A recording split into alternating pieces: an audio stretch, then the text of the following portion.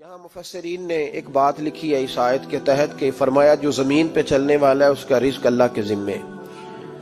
فرماتے ہیں کہ یہ اللہ نے ہماری عقل کے مطابق ہم سے بات کی ہے، ورنہ آسمانوں میں جتنی مخلوق ہے رزق اس کا بھی اللہ کے ذمے ہی ہے. یہاں جو فی الارض کے لفظ ہے زمین پہ، وہ ہمیں سمجھانے کے لیے کہ تم نے تو صرف یہ دنیا دیکھی ہے نا، تو جس کو تم نے دیکھا ہے وہ سب کھاتے اللہ کا دیا ہوا ہی ہے. تو جو ہم نے دیکھا تھا رب کریم نے اس کے مطابق ہمیں سمجھا دیا. فرمایا کچھ تو تم نے دیکھے نہیں، چلو ان کی تم سے بات نہیں کرتے، پر جو تم نے دیکھے ہیں ان سب کا رزق کس کے ذمے ہے؟ اللہ کے. میرے محبوب کریم علیہ الصلوۃ والسلام نے فرمایا اللہ پہ بھروسہ رکھ کے سویرے نکل جانا رزق کی تلاش میں. کس پہ بھروسہ رکھنا ہے؟ نکلنا تمہارے ذمے ہے. یہ نہ کہنا کہ گھر بیٹھوں گا تو یہیں آئے گا. نکلنا تمہاری ذمہ داری ہے، جتنی ذمہ داری ہے وہ پوری کرنا. اللہ پہ بھروسہ کر کے نکل جانا تمہاری ذمہ داری ہے. رب کا ذمہ ہے تمہیں رزق دینا، وہ ضرور تمہیں رزق پہنچائے گا. تو یا رسول اللہ صلی اللہ علیہ وسلم کس طرح پہنچے گا؟ تو ذرا حضور کے لفظوں کا حسن بھی دیکھیے.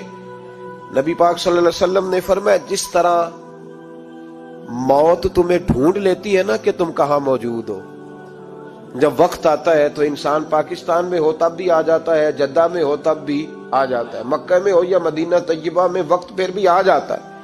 فرمایا جس طرح موت تم جہاں بھی ہو تم تک پہنچ جاتی ہے نا، اس طرح تمہارا رزق بھی تم جہاں موجود ہوتے ہو اللہ وہاں پہنچا دیتا ہے. تو یا رسول اللہ صلی اللہ علیہ وسلم کس انداز میں؟ تو فرمایا نکل جانا تمہاری ذمہ داری ہے. فرمایا سویرے پرندے بھی نکل جاتے ہیں اور شام کو جب لوٹتے ہیں تو اللہ انہیں پیٹ بھر کے روزی عطا فرماتا ہے. حالانکہ ان کو نہیں پتا ہوتا ہمارا کارخانہ کہاں ہے، ہم نے کہاں جا کے مزدوری کرنی ہے. ان کو نہیں پتا ہوتا کہ ہمارا دفتر کہاں ہے، ہم نے کس آفس میں بیٹھنا ہے. ان کو نہیں پتا ہوتا کہ ہم نے کہاں جا کے مال خریدنا ہے اور کہاں سے ہم نے پھر اس کو دوبارہ بیچنا ہے. انہیں خبر نہیں ہوتی. اللہ پہ بھروسہ کر کے نکل جاتے ہیں. نکلنا تو تیرے ذمہ ہے کہ نہیں؟ فرمایا وہ تو ڈیوٹی کر، شام کو اللہ جو رب پرندوں کو روزی دیتا ہے وہ تجھے بھی عطا فرمائے گا. تو جس حال میں ہے، چونکہ تو نے اپنا یہ حال خود نہیں بنایا، جس نے بنایا ہے وہ بڑا بہتر جانتا تھا کہ تو اسی حال میں اسے اچھا لگتا ہے. تو اسے اسی حال میں، ایک بزرگ تھے تو ان کی طبیعت بڑی علیل ہو گئی، بیمار ہو گئے، تو اللہ نے آزمائش دی تو کیڑے پڑ گئے وجود میں. ایک کیڑا یہاں سے کھا رہا تھا، اللہ والے بڑے راضی رہتے ہیں اس کی رضا پہ. تو کیڑا یہاں کھا رہا تھا تو نیچے گر گیا، تو بابا جی نے اٹھا کے پھر وہاں رکھ لیا. کہنے لگے جب اس نے تیری ڈیوٹی مجھے کھانے کی لگائی ہے تو میں اس بات پہ راضی ہوں، تو نیچے کیوں گرتا ہے؟ بس ٹھیک ہے کھا، جب اس نے تجھے ڈیوٹی جو تیری لگائی ہے. سالبہ بن عبد الرحمن ایک صحابی تھے، سالبہ غالباً نبی پاک صلی اللہ علیہ وسلم کی خدمت میں آئے. کہنے لگے یا رسول اللہ صلی اللہ علیہ وسلم غربت بڑی ہے، میرے لیے دعا کریں اللہ زیادہ مال دے.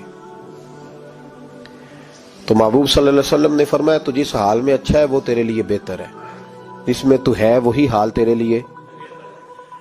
مشکل ہے نا یہ جواب سننا. یا رسول اللہ صلی اللہ علیہ وسلم دعا کر دے. تو محبوب نے کیا فرمایا؟ فرمایا تو جس حال میں ہے نا وہ حال تیرے لیے بہتر ہے، اسی میں رہ. کہ نہیں حضور دعا کریں. فرمایا سالبہ تو باز آ جا. حضور دعا کریں. فرمایا تو باز آ جا. 2-3 دفعہ کا ضد کی. محبوب نے فرمایا جا پھر اللہ تجھے زیادہ پیسے دے گا. چند بکریاں خریدی، اتنی برکت ہوئی کہ بکریوں کے ریوڑ بن گئے.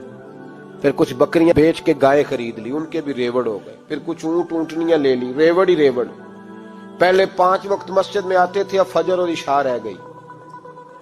پھر مال زیادہ ہوا تو مدینے شہر میں کوئی جگہ ہی نہیں، مدینے سے باہر حویلی خریدی. پھر جمعہ ہی رہ گیا، جمعے کے جمعے آتے. زکوٰۃ کا حکم آیا. میرے نبی کریم علیہ السلام نے حضرت ابو ہریرہ کو بھیجا. فرمایا جا اسے کہہ تیری زکوٰۃ بنتی ہے 2.5%. تو سالبہ کے پاس حضور نے پیغام بھیجا. پہلے تو کہا تیرے لیے بہتر نہیں مال. جب اصرار کیا تو بڑی برکت ہو گئی، بڑا آیا تو فرمایا زکوٰۃ دے. 2.5% زکوٰۃ ہے. جب سوچا کہ 5 اونٹوں پہ ایک بکری جائے گی اور بڑا سارا مجھے دینا پڑے گا، اب جب غور کیا تو یہ تو نہ کہا کہ میں نہیں دیتا، حضرت ابو ہریرہ سے کہنے لگے نبی کریم علیہ السلام کی خدمت میں عرض کرنا کہ میں خود آؤں گا۔ حضرت ابو ہریرہ نے آ کے عرض کی یا رسول اللہ صلی اللہ تعالی علیہ وسلم، حضور وہ کہتے تھے میں خود آؤں گا، تو کہتے ہیں محبوب نے ٹھنڈی سانس لی، فرمایا اسے کہا تھا کہ تیرے لیے مال بہتر نہیں، اب ہلاک ہو گیا، ہائے افسوس ہلاک ہو گیا۔ ان کو بھی تھوڑی دیر کے بعد احساس ہوا کہ یہ میں نے کیا کیا، نبی پاک کوئی کہہ دیا نہیں ہے، حضور کو کہہ دیا بعد میں آؤں گا۔ اب دوڑے آئے، عرض کی حضور میں سارا کچھ لے کے آیا ہوں، قبول کر لیں۔ محبوب نے فرمایا گویا بلال حبشی کی خشک کھجور بھی قبول ہے، اور صہیب رومی ایک اٹی بان کی لائے تو وہ بھی قبول ہے، اور عمار بن یاسر اور مصعب بن عمیر اگر 2 دینار دے جائیں اور کوئی پرانا جوڑا کسی سپاہی کے لیے چھوڑ جائے تو وہ بھی قبول ہے، لیکن تو اپنا لاکھوں لے کے چلا جا، تیرا کوئی نہیں قبول، معاف کر دیں۔ فرمایا جا معاف کیا، پر پیسے لے کے نہ آنا۔ اگلے سال پھر آئے، بندے ہوئے ہاتھ ہے، محبوبہ میں دولت کا کیا کروں گا، آگ لگانی ہے، قبول کر لیں۔ فرمایا تو لے جا، تیرا نہیں قبول، گرا جو ان کی نگاہ سے وہ سنبھل نہیں سکتا۔ حضور نے وصال ظاہری کیا تو جناب صدیق اکبر کے پاس آئے، لاکھوں کا مال، ابو بکر قبول کر لو، تو جناب صدیق اکبر کہنے لگے اس کا کر لوں جس کا نبی نے نہیں کیا، چل جا کوئی نہیں چاہیے۔ حضرت عمر کے زمانے میں قحط پڑ گیا، بارشیں نہیں ہوتی، غلہ نہیں ملتا، حالات خراب ہے، مالی طور پہ بحران آ گیا، غربتیں، مجبوریاں، تکلیفیں، آ کے روئے عمر میرا قبول کر لو، مجھے معافی تو مل گئی تھی نا۔ فرمایا معافی اپنی جگہ پہ، پر جس کا مصطفیٰ نے قبول نہیں کیا۔ بہت سارے لوگوں کو پتہ ہی نہیں کہ ان کا قبول ہی نہیں ہوا، اور وہ الجھے ہوئے، انہیں خبر ہی نہیں کہ اصل بات کیا ہے۔ فرمایا جس کا مصطفیٰ کریم نے قبول نہیں کیا، اب ہیرے اور جواہرات بھی لے کے آئے تو بھوکے مریں گے، پر اس کا قبول، اس بات پہ راضی رہو جس حال میں اللہ نے رکھا ہوا ہے، اس حال میں راضی رہو۔ یہ جو مصیبت ہے نا دیکھنی کہ وہ بھی میرے پاس، تمہیں کیا پتا، کبھی پوچھ تو صحیح اس سے وہ کس مصیبت کا شکار ہے، جو مالی طور پہ بڑا امیر ہے، تو اس کی طرف دیکھ کے اپنا دل برا کرتا ہے۔ بس جس حال میں رب نے رکھا ہے اس حال میں رہ۔ حضرت عثمان غنی کے زمانے میں تو وہ وصال کر گئے، لیکن بھائی تو جس حال میں تیرا رب تجھے رکھتا ہے اس حال میں رہ، تیری مالی پریشانیاں ختم ہو جائیں گی۔ امام شافعی فرماتے ہیں جن گھروں میں لوگ فجر کی نماز کے وقت سوئے ہوتے ہیں ان گھروں میں رزق نہیں آتا۔ آپ فرماتے ہیں فجر کا وقت اللہ کے دینے کا وقت ہے، اس وقت اللہ بانٹتا ہے۔ حضور صلی اللہ علیہ وسلم کا فرمان ہے نا حدیث میں کہ تہجد کے وقت اللہ پہلے آسمان پہ نزول اجلال فرماتا ہے جو اس کی شان کے لائق ہے تہجد کے وقت، اور وہ کہتا ہے مانگو میں تمہیں عطا کروں گا۔ لینے کی باری آئے تو بندہ سمیٹ سماٹ کے اندر گھس جائے۔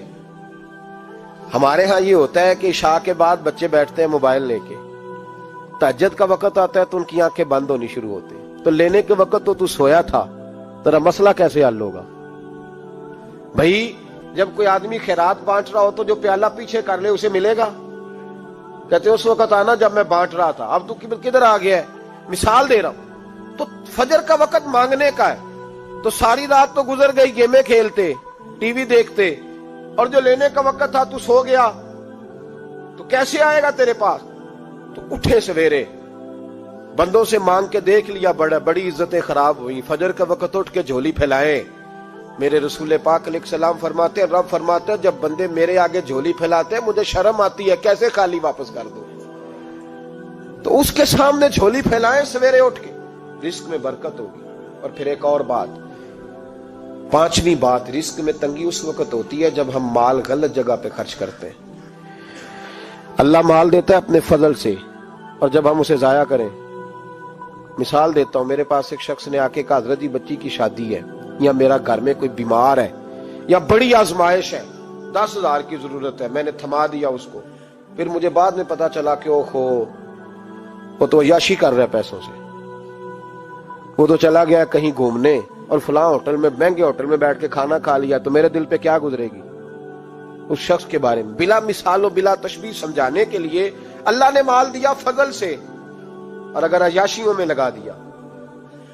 صوفیاء فرماتے ہیں کہ اگر ایک دھیلا تو حرام جگہ پہ خرچ کرے نا، ایک دھیلا، تو 1,00,000 دینار کی برکت تیرے گھر سے اٹھ جاتی ہے، ایک دھیلا حرام جگہ پہ۔ قرآن مجید کی آیت پڑھتا ہوں، رب فرماتا ہے وَمَنْ أَعْرَضَ عَنْ ذِكْرِي فَإِنَّ لَهُ مَعِيشَةً ضَنْكًا، بڑی سخت آیت ہے۔ وَمَنْ أَعْرَضَ عَنْ ذِكْرِي، فرمایا جب تو میرے تذکرے سے، میرے ذکر سے منہ پھیر لیتا ہے، فَإِنَّ لَهُ مَعِيشَةً ضَنْكًا، تو میں تیری معیشت کو، تیرے رزق کو تنگ کر دیتا ہوں، پھر تیری زندگانی تنگ ہوتی، اور جس کی زندگی اللہ تنگ کرے اس کی کوئی کھول سکتا ہے؟ کہتے ہیں بڑی جگہوں پہ گیا ہوں، بڑی پھوکے مروائی، بڑے دم کرائے، حالات صحیح نہیں ہوتے، تو مسجد آ کے توبہ کر۔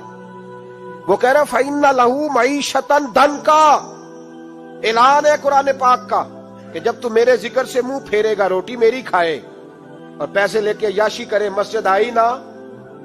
حکم تو یہ ہے کہ جتنی جتنی نعمت بڑھتی جائے سجدے بڑھنے چاہیے، لیکن ہم لوگ سجدے کم کرتے جاتے ہیں، فرض نماز بھی نہیں پڑھتے، پھر رزق تنگ ہوتا ہے، پھر اللہ کے عدل کا نظام چلتا ہے، پھر خرابی ہوتی۔ اس لیے یاد رکھیں قرآن مجید نے حکم دے دیا کہ اگر چاہتے ہو کہ رزق میں برکت ہو تو پھر رزق دینے والے کے آگے جھک جاؤ، پھر رزق دینے والے کے آگے جھکو۔ تو مالی پریشانی کا بہت بڑا سبب یہ ہے کہ ہم مسجد کی طرف نہیں آتے، دین کی طرف نہیں آتے، پیسہ ناجائز جگہ پہ خرچ ہوتا ہے۔